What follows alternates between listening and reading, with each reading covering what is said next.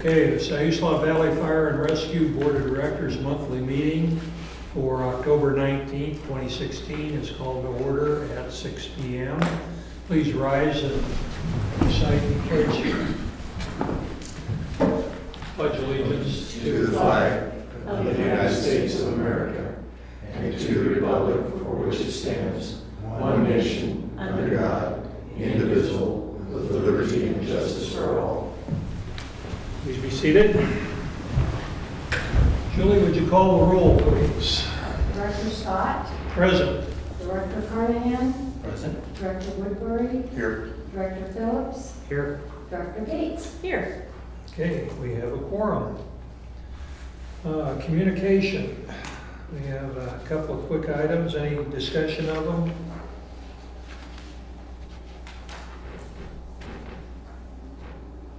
There being none. We have any public comment? No public comment. Director Scott, I'm sorry to interrupt you, but just a reminder, approval of the minutes. Just a reminder, the approval of the minutes. Thank you. Skip right over that one.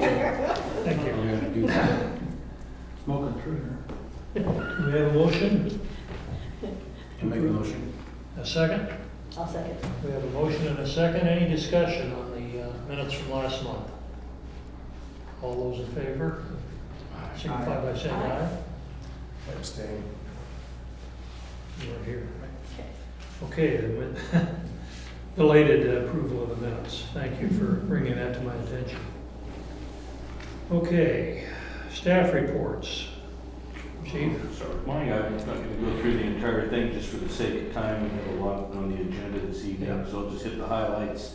Recruitment and retention coordinator. Just an update on that beyond what's in the report. I received a total of 7 applications, 6 applications, 5 internal and 1 external. So, and we'll be having the assessment center not this Saturday, but the following Saturday. Board training. Just remember that Wilson Airgood is scheduled to be here November 29th, and they will be providing dinner. Training is going to be provided by Jeff Griffin, and if you know him, you'll enjoy it. Seismic grant update. We did get them in. I just threw some amounts in there and the prioritization that we placed them in. When I interacted with Gloria Zacharias from the state, she had indicated that there's a good chance that we may not be approved for all 4, so she recommended prioritizing. I think we discussed that last month.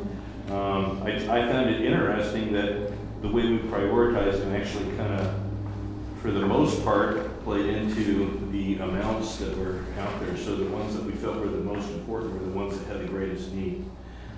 And I would say that that's about it. Any other questions on my report?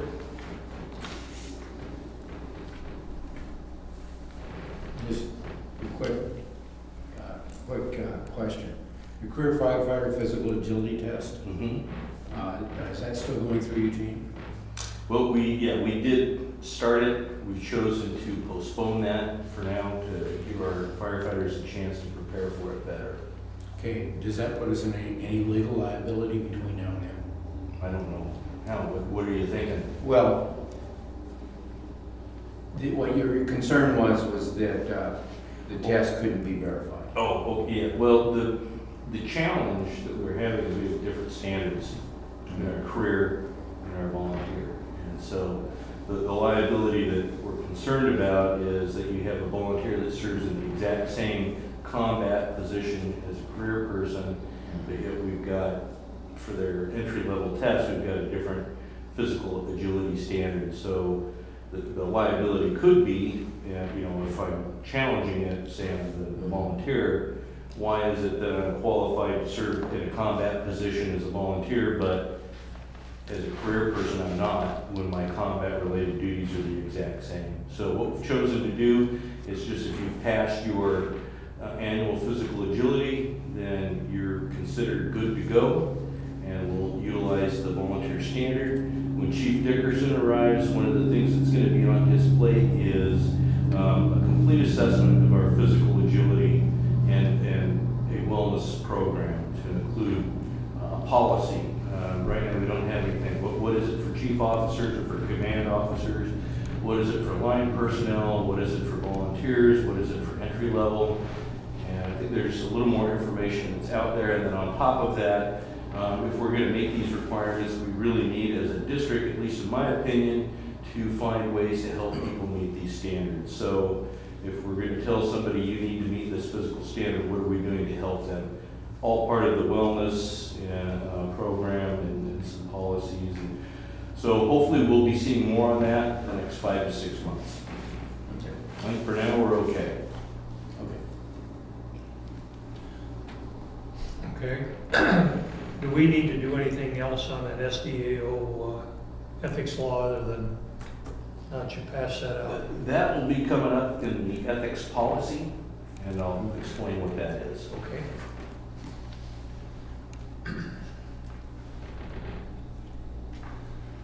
Okay. Marvin? Once again, I submitted a similar report that I always have. Do you have any questions? I did add one thing, the request of Director Carnahan. If you look at the page, it says average number of firefighters per incident for multi-company response. This month it was 11.21. And if you scroll down at the bottom, I put number of responders on scene were 8.2 and on standby was 3. To me, that doesn't mean a whole lot. Because like on our fires, I think we had 21 firefighters on the wildland fire. I think we had 20 on the structure fire here. And then some responses, you know, they were fire alarms. We actually had like 8 people on standby because they weren't needed at the scene. So, you know, when you read those numbers as averages, take them as averages because, like I said, we had a tremendous response on those 2 fires. Had a little less response on the motorhome fire in the middle of the night after those 2 fires, but we, you know, I think if I remember right, I think we had 21 total counting people on standby and for the wildland fire, and then 20 on the structure fire. So that's pretty incredible with, you know, 28 volunteers. That's pretty good. Good percentage, yeah. Well, if they're on standby, they're there in case something else happens.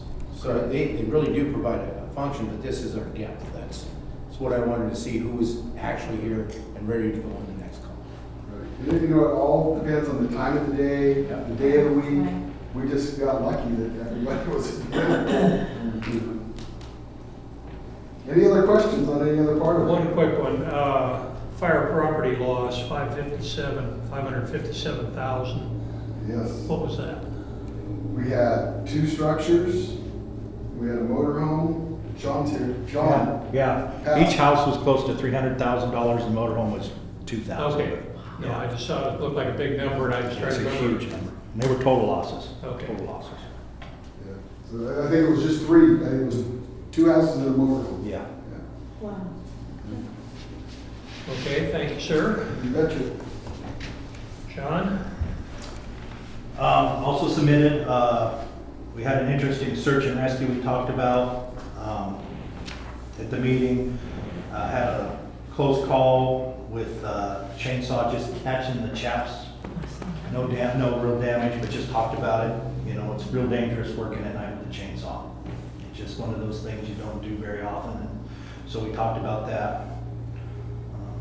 Was he cutting salal with it? Is that what he was? Everything, it was salal and that pine short stuff and real thick brush is what it is out there. This is for the search that we had a couple of Mondays. Washburn? Yeah. So, yeah. Unless we have something big, we won't have a meeting next month because we've got a training, an all-day training on the 3rd for Safety Committee and Accident Investigation, so we'll be involved in that all day. Unless we get something we need to talk about big, that'll be the meeting. Trying to keep volunteers not having to be here all the time. Oops, excuse me. And on the inspections, doing real well. Schools, motels are doing real well. The safety system compliance, 77%, that goes up and down, fluctuates, depends on how many people got some deficiencies there, but we're getting there. And then the 3 fire investigations, 17th Street Motorhome in Clear Lake. 17th Street was determined smoking materials. We were unable to determine the Clear Lake one. The damage was too extensive where the fire started to really pinpoint what that was. Smoke alarm seal detector. This year's theme is about smoke detectors for Fire Prevention Month, so we're getting more and more calls on that, which is good. The last 4 hydrant inspections were done. And code interpretation, 7 of them. And some training for 16 hours. Fire marshal stuff. That is all I have. Thank you, sir. Any questions? Administration. Let's see, I guess you guys have noticed that I changed a little bit of the format. I printed out a transaction log for all accounts rather than the 14 pages of bank registers. So if you guys would like it the other way, I'm happy to go back, but if this works, that's great. Also, I'm trying to do the profit and losses by the month, if that works for you guys also, so we can capture what the whole month was rather than the incremental pieces of the month. And again, let me know if you don't like that. We did hire a part-time administrative assistant for the IGA. Her name is Karen Guy. She'll be starting the 1st of November. She currently works for Hoagland Properties, so that's really exciting. She's actually someone that we interviewed when we hired Mary. She was our number 2 choice then, so I think it's going to work out good. And our training was postponed due to technology problems, rescheduled for next month, but it looks like the IT situation may be completed hopefully by the end of next week. So that's all I have. That means 3 weeks from now. Right. Okay. Bills for the month totaling $18,417.58. Do we have a motion to approve ratify the bills? I have to declare conflict. Okay. I move that we approve the payment of $18,417.58 for the past month bills. Second. Motion and a second. Any further discussion? There being none, all those in favor signify by saying aye. Aye. The bills are ratified.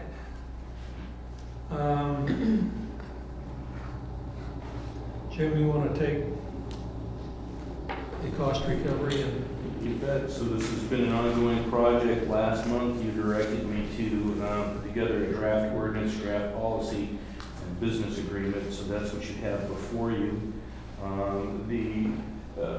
Beyond what your other questions would be, the only thing I wanted to ensure that I pointed out to you is I utilized somebody else's policy here, and they had a section in there for fire code enforcement fees. We currently do not do that. You'll notice that in your information that's highlighted, I just wanted to put that in there and get some direction for you. And the reason why is it doesn't necessarily mean that we have to do it at this point, but if we choose to in the future, we have that language in our policy, and which will also be part of the ordinance.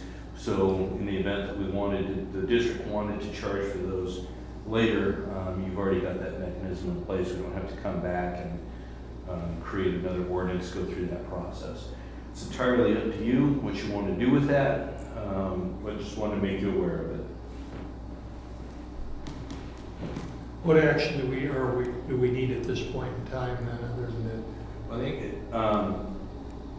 if you approve this policy, this draft policy, then what you could do is direct me to begin the ordinance process. And I've attached a schedule in there which would begin next month. So the first hearing, public hearing. Notification requirements. Exactly, would begin next month. So we could have this up and running by the beginning of the year. Okay. Any further discussion on the board's part? I'd like to see us move forward on it. Okay. What are you saying, sir? What, I'm sorry, what He you always saying? said, next motion, we move Oh, forward. excuse me, okay. As far as the billing itself, we're gonna contract that with the same person, the same agency that Western Lane is using, is that correct? Yes, systems design. And do we know what the cost per call or? Well, there's no cost to us. They add an administrative fee onto the cost that goes to the payee. And I believe, I think it's, don't hold me to this, but I think it's in the neighborhood of about $34. Recommend that we utilize system design because there are a number of calls that they can cross-contaminate information on where we could do it that way, so. Well, language in there someplace, I can't find it now. It was something, if somebody had appealed the charges at some point, it came back to the fire chief to make the final decision on that. Was that in part of this? I can't find it right now. Yeah, okay, yeah, I know what you're talking about. So if there's, basically what it says is that the fire chief has the discretion to say yea or nay. I think in reality, what we're gonna do is if we've got a situation, I guess what I would call a hardship case, or some type of extenuating circumstances, we bring it to the board and discuss it. Okay, yeah. But at the same time, when you begin billing people, there are gonna be an occasional person that says, what the heck? Yeah. You know, I've never been billed by the fire department before. And you need to have the authority to say, well, yeah, you're getting a bill. Yeah, I guess my question was more, if somebody wasn't just satisfied with the fire chief's decision to say, hey, we're not gonna do that, at that point, then would it come to the board and everybody could stand up and back you up? Yeah, I think there could be an appeal process for that.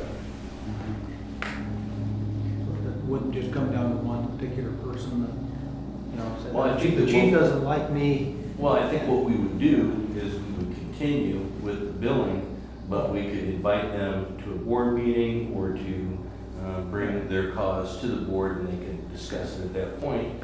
And should the board choose to direct me otherwise, we could do it then. And I can double check on that too, but it's not a bad question. Our legal counsel is going through this again as we speak, so it's a good time. Any further discussion? John? I want the taxpayers to know why we're doing this. We're not billing them, we're paying for the fire service to come out and do their duties. But there are a whole lot of people that are going through our area that are not paying anything for the fire service. Sure. And we're trying to recoup those costs. Right. And so we're trying to level the playing field for the taxpayers. And I think what we can do in that, if there's some political stuff behind that, certainly we had public notice in the newspaper, but we could also create a press release and we could advise people exactly what our intentions are and that this is going to be for non-residents for certain circumstances that this would be going forward. I think that'd be a good move because it would be easy to misinterpret that Yes. unless we do put something like that out. And I'm sure we won't get any adverse commentaries from the citizenry. When you get a bill, there's always that potential, but yeah. Yeah. Okay, so I guess we would go ahead and start the notification process then. Okay. Next one is the proposed ethics policy. And that ethics policy has to do with that booklet that we gave you. This was driven by the SDO checklist that you signed off last month. One of those, one box said that have you adopted and received your ethics guidelines or recommendations for public officials. So in front of you, you have that. Just a quick note, staff is working on what we're calling an intranet. There'll be more information on that, but we hope to have a place in there for board members, and we'll have a collection of these things available to you. Not only this, but so you don't have to have a giant binder full of paper that's accessible to you via the internet anytime you want to reference stuff. So appropriate ORSs, etc. that's one piece of the SEAO. The other piece was that we actually have and adopt an ethics policy. So before you is a proposed policy. It's based off of the SEAO's sample policy, modified slightly to meet our needs. And in addition to this, we're going to be presenting the same policy to the Western Lane Ambulance District Board next week. Any further conversation? We have a motion to adopt the policy. Also move. A second? Second. We have a motion and a second. All those in favor signify by saying aye. Aye. The board has approved a motion to adopt the ethics policy. New business, proposed facility use policy. Okay, over time, or I guess this predates me, since the station had been built, we have allowed people, members of the public groups, to utilize this area and our downstairs meeting room. And 99% of the time, there aren't issues. Occasionally, there are issues with cleanliness and picking things up. Occasionally, we'll have a little bit of damage, etc. We really have never had a set policy. We've had some guidelines that were put together, but we've never had a set policy that comes from the board saying that this is what we will and will not do. And on top of that, we've not done a good job in terms of letting people know exactly what we expect of them. So we've discussed this for months at the staff level, and what you have before you is a proposed policy, and attached to that you'll see that we have a form that they sign out that hopefully makes it clear to them what the expectations are. And then in addition to that, you'll see a little handout for the TULIP program. So where that's driven from is we don't require people to have insurance, but should they choose to do it, they can buy temporary insurance through SDAO, and it's just information that we can have available for them. So I guess at this point, we're just looking for approval to move forward with this. We can implement it. Further discussion from the board. Well, and this has come about because there've been so many conflicts with firefighting training and other things. Is that not correct? As far as I know, we usually don't schedule it on those nights. Okay. That's not, yeah, I know, I talked to We Sarah had about to- it. Go ahead. We've had to move certain training from here because the building was being used. Seems to happen 3 or 4 times a year. Right. Where accidentally we have scheduling conflicts over the rooms. You guys have a calendar or something that Well, you we put do, this stuff on? and we actually implemented calendar a number of years ago, so that everybody had access to that. So staff every day could look in there and see what goes into, we call it the training calendar. So for instance, the day crew knows that, oh, we've got a board meeting today, we need to set it up a certain way, but it's pretty rare. I can't really think of any time when we've had to turn ourselves away. We make it pretty clear. And we have Mary is sort of the clearinghouse, so she looks at that and manages that calendar as well. But there have been situations where it hasn't been returned as clean as we I have would a like. question. At the bottom of this form, you have, fees to be charged, $100 minimum per policy. But up above where the client or the person signs it, I don't see anything that states that on there. Does that need to be in there? We can put it in there. Well, just because No, they're, that's great. they're signing it and they're, Mhm. because down below it's just for district staff only. That they understand that if, I see that the user shall hold the district harmless for any claim loss, but I think it should be in there that they will be charged a $100 fee if, whatever. That's great, yeah, you bet. Just if there's any damage or Right. it isn't cleaned properly. Right, and they sign a test to that. On this TULIP, do you know what the cost is on that? Is that just a, I think it depends on the number of people and what they're using it for. okay, It's variable. According to, and this Not that much. actually came from SDAO because we were broker and consulting with them about how to go forward with some of this. And so one of the things we wanted to know is if we were required to have them have insurance. And they said, no, it's highly recommended, but not required. It's kind of hard to ask the local Boy Scout troop to come up with liability insurance, but this is what they have. So is that a policy that we would buy or they would buy? They would buy. They would buy it. They would buy. But it'd be a good thing because then their leadership would be, relieved of any liability to a great extent Well, and I if it think was broken or anything. That's what the form is for too, that it kind of turns some of that liability away from us onto them. The advantage of them having that TULIP insurance is that they have, if something happens on their end, they're covered. You have people asking for that? I'm just curious, do they ask for that, no, or you just I offer think it we've if never they're had interested? anyone ask. No, they haven't. Where some of this came from is we utilize the schools for training.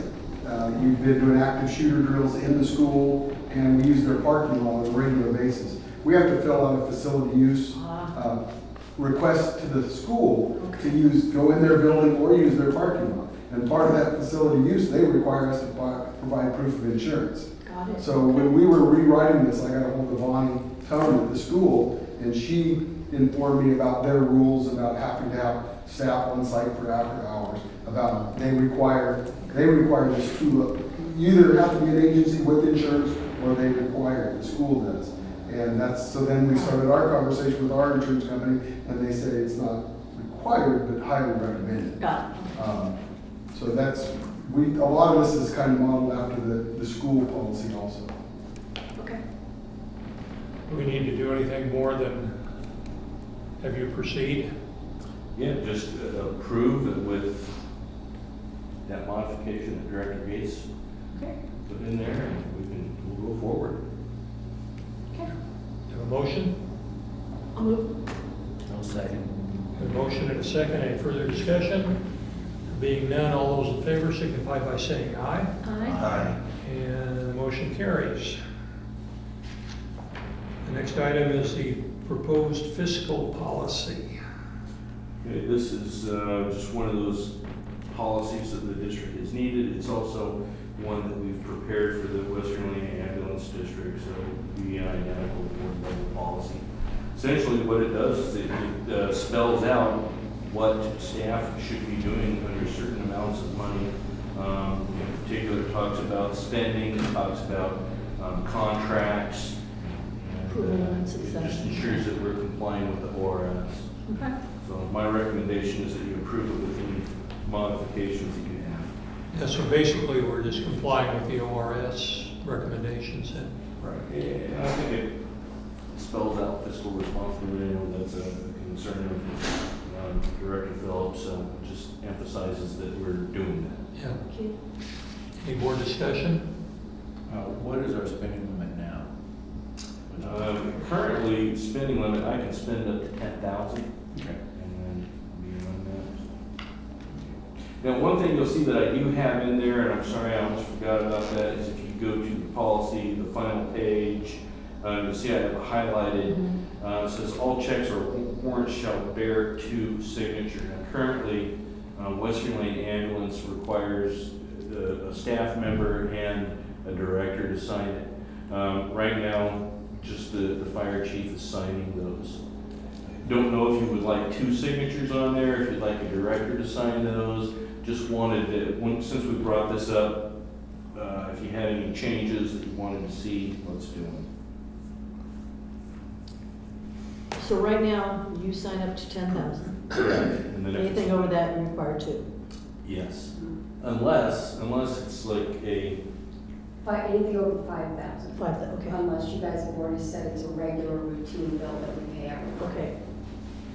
like MODA, health, Yeah. or something. Right. Or like truck payments and things like that. Banker Lori?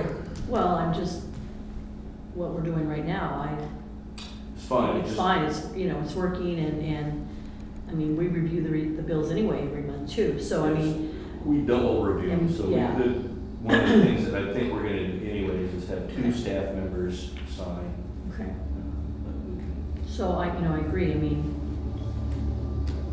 So you highlighted, so the ambulance district right now requires 2 signatures on all checks? Yes, one staff member and one board member, correct? Okay. And the, what did you say, the ORS? The ORS doesn't require you to do Okay. that, it's just a practice that they have in place. If it were something you wanted us to change to, now's the time to do it, just bringing it up for discussion. I don't think it matters one way or another. I don't think it does. What do you guys think? I mean, I don't think it does. I mean, do we want to be the same? You know, does the ambulance district want to do the same as we're doing? Yeah, the reality is Administrative-wise? that if we do that, the burden then becomes that of the board of directors. Right. Because somebody has to sign. Right. So that's full disclosure. That's the only thing you need to be aware of. We'll be bothering you to sign checks. The other thing that in this that I kind of got out of it was that there are certain things that the division chiefs can spend money on, but that's all budgeted line items, is it not? It's not. Right, well, basically what it is, All of it's this. an accountability, so this amount, you can spend this much on your own and give some parameters Right. that yes, should be budgeted items if they're that amount. Yeah, they are budgeted items. I don't think it's necessary. And we have other checks and balances in place. So you're saying to strike the highlighted? Strike highlighted, yes. Okay. And continue with what we've been doing. We continue to keep a pretty high level of transparency anyway, so I think it's not really necessary to be redundant. Right. Okay, should we have a motion to adopt that policy with the noted change? I'll move. Get a motion I'll second. and a second. Any further discussion? All those in favor signify by saying aye. Aye. We'll adopt it with the noted change, striking the highlighted area regarding signatories. IGA update. We continue to move forward. We had an AAC meeting October 6th. It went pretty fast. Attached, you see a copy of this month's objectives. The big work this month has been hiring the part-time person, getting the ops manager in place. So Matt House has been hired and accepted that. He'll begin the week of October 31st or November 1st. He goes into that role. And I think beyond that, throw it back to Director Carnahan to see if he has anything he wants to add as our representative. I think the only thing that I would add to it is note that we're not going to have a meeting in November. The next one will be December 1st. And through discussions, it'll give everybody a little more time to get into the swing of everything, and some of those projects that get postponed month to month will get done, and we'll see where we're at then. Okay. Next item on the agenda is the proposed procurement policy. And again, I would assume this is just bringing us into alignment with the state. Correct, and it's also another opportunity to have an identical policy with the ambulance district. And this basically goes hand in hand with our fiscal responsibility policy, so just states that we will do certain things.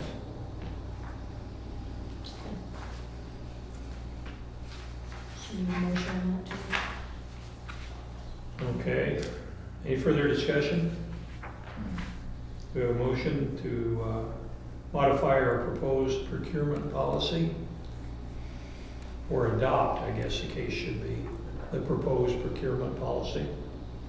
So moved. A second, we get a first and a second. Any further discussion? If not, all those in favor signify by saying aye. Aye. And the policy is approved. Okay.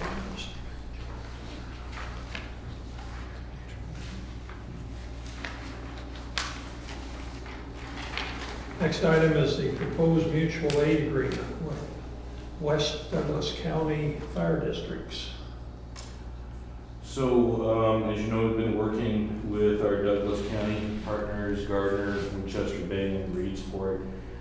We've developed the proposed or draft mutual aid agreement that's in front of you. What you do need to know is to date, Gardner has signed it, Winchester Bay has signed it. It's on the agenda for the city council meeting November 7th for Reedsport to sign it, and it's now in front of you for signing as well. So we were hoping to have everyone sign it before our ASO evaluation, but I think we're close enough that we can present it at that time and hopefully get credit for it. Cool. Any further discussion from the board? There being none, all those in favor? Well, so you have a motion. We've been through so many of these today. Also- Where are we? I also, Okay, and a second? based on, yeah, Reedsport signing, yeah. Do we have a second to adopt the? I'll second We got a first and a second. All those in favor signify by saying aye. Aye. Motion passes, and I guess we'll just go ahead and sign that here, you get finished. Okay, is there any further business? There being none, we will adjourn the regularly scheduled meeting and go into executive session to discuss personnel matters. And all members will be asked to leave, and at the end of our executive session, we will re-adjourn.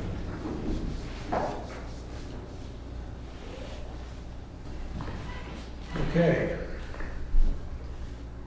Do we have a motion to accept? Yes, I will move to accept the employment agreement for a 5-year term, or 5-year. Okay, do we have a second? I'll second it. We have a motion and a second. Any further discussion on this? There being none, all those in favor signify by saying aye. Aye. Aye. Aye. We want to, Roll call probably. yeah, that's what I was going to say. Let's have a roll call. Okay. Okay, Director Phillips, Aye.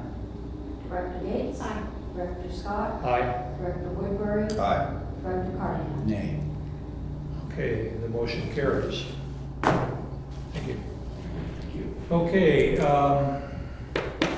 the next regularly scheduled board meeting will be held on Wednesday, November 16th at 6 p.m. And don't forget that SDAO thing. Right. You remind us, will you, Julie, or have Mary remind us too? I mean, I have it on my calendar, but just, We'll send out an email. to Okay. everybody. That'll be a I good have it on my thing. calendar though. Jeff does a good job. Yeah, that's the same. We have a board meeting between now and then. Being no further Yeah, business, yeah. we're going to adjourn.